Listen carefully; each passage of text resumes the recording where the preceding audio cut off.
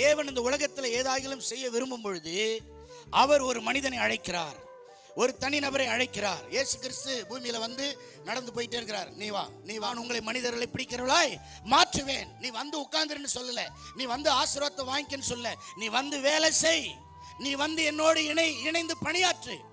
ஆண்டவர் வெறும் வெளிப்பாடு ஆசீர்வாதத்தை கொடுக்கிறவர் அல்ல, அந்த வெளிப்பாட்டின் அடிப்படையில் ஆசீர்வாதத்தின் அடிப்படையில் அவருடைய திட்டத்தை நிறைவேற்றக்கூடிய வேலையும் கொடுக்கிறார். இதை புரிஞ்சுக்கிட்டு செய்யறது தான் காலத்தை பிரயோஜனப்படுத்துறது.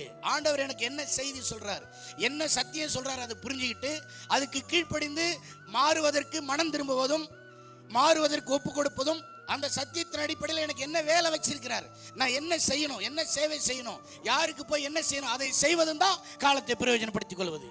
சத்தியத்தின்படி மாற ஒப்பு கொடுப்பதும் வாழ ஒப்பு கொடுப்பதும், சத்தியத்தின்படி செய்ய வேண்டிய ஊழியங்களை, வேலைகளை, சேவைகளை செய்ய அர்ப்பணிப்பதும் தான் காலத்தை பிரயோஜனப்படுத்திக் கொள்ளுதல்.